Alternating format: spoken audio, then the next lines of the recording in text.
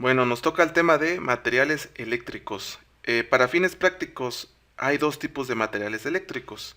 Uno es los conductores y otros son los aislantes o no conductores. Hay otros dos tipos de materiales, los semiconductores y los superconductores, pero esos no vamos a ver en ningún curso. ¿Sí? Esos son temas de electrónica o de física cuántica. Bueno, los conductores son materiales cuya resistencia al paso de la electricidad es muy baja. Por lo general son metales y su función es transportar la energía eléctrica de un punto a otro punto. El mejor conductor de la electricidad es la plata, ¿sí? La plata es el mejor conductor de la electricidad, pero ¿por qué no vemos cableado de plata? Porque sería muy dado a que se lo roben, ¿sí? Es muy común que se roben las tuberías de cobre y este tipo de cuestiones, entonces sería muy fácil que lo robaran. El segundo es el cobre. El segundo mejor conductor de la electricidad es el cobre. Es el más usado en casa-habitación, en comercios y en industria, en lo que es la baja tensión. El tercer conductor más usado es el aluminio, perdón, el tercer mejor conductor es el aluminio. Esto es más usado en media tensión, en alta tensión, extra alta tensión, combinado con el acero como el cable ASCR.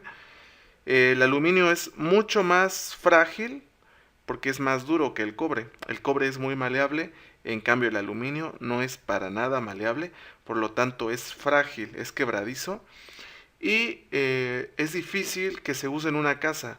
Normativamente no se debe usar a menos que sea calibre 6 o más o mayor. Pero el calibre 8, el calibre 10, 12, 14 sí está disponible para el cobre.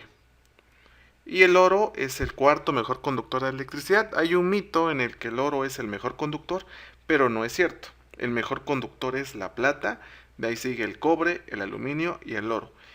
¿Cómo podemos saber estos datos? Hay una tabla, yo la saqué de un libro que se llama Circuitos Eléctricos de Sadiku. Es esta y nos muestra que la plata es el mejor conductor de la electricidad porque tiene una resistividad específica de 1.64 por 10 a la menos 8.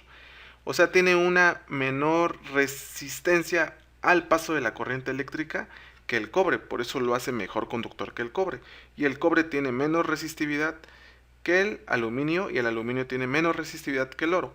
Así es como nosotros podemos dar con seguridad este dato de que la plata, el cobre, el aluminio y el oro son los mejores conductores de la electricidad. Del otro lado tenemos a los aislantes o los no conductores. Los materiales aislantes tienen la función de evitar el contacto entre las diferentes partes conductoras. Este vendría siendo el aislamiento que trae el cable. Protege también a las personas frente a las tensiones eléctricas. El aislante lo que hace simplemente es la protección, porque lo que nos interesa a nosotros en un circuito eléctrico es que se transporte la energía de un punto hacia otro punto. Pero no podemos tener los cables pelados o al descubierto porque sería muy peligroso. Sería demasiado peligroso, además que no sería práctico porque si los cables van viajando juntos y se tocan, pueden causar un cortocircuito o pueden causar una fuga de energía. Entonces por eso es necesario el aislante, ¿sí? Cada quien cumple su función. El conductor cumple con la función de transportar la energía y el aislante cumple con la función de que no haya fallas, de que se mantenga la seguridad. La tabla que habíamos visto anteriormente también nos podría servir para ver cuáles son los mejores aislantes de la electricidad. Tenemos muy buenos aislantes como el caucho. El caucho es muy buen aislante de la electricidad.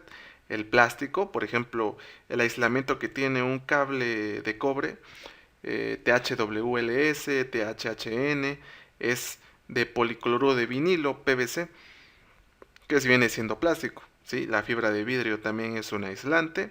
La porcelana viene siendo muy buen aislante. Lo tendríamos en los aisladores de los postes de energía eléctrica.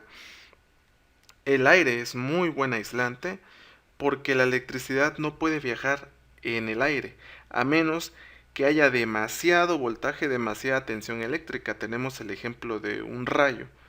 ¿sí? La Tierra tiene 0 volts, vamos a ponerlo así, la Tierra, el piso, tiene 0 volts, o un árbol, y la nube se va cargando eléctricamente, ¿sí? Entre las nubes van rozándose, van frotándose, y eso va haciendo que tengan más carga eléctrica, o sea, más voltaje, llegando a un punto en el que son millones de volts, y el campo eléctrico de la nube es tan pero tan grande que llega a cientos de metros o hasta kilómetros abajo.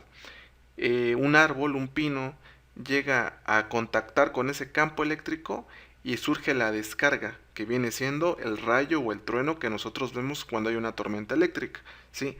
De esa forma se descarga toda esa energía que había en la nube, pero el aire es un aislante y solamente se puede romper cuando el voltaje es demasiado alto. Por ejemplo, en los cables, por lo regular los más comunes dicen que tienen 600 volts, ¿sí? Es el aislamiento, es el voltaje del aislamiento. Si nosotros superamos ese voltaje, podemos fracturar el aislamiento. A eso se le conoce como voltaje de ruptura.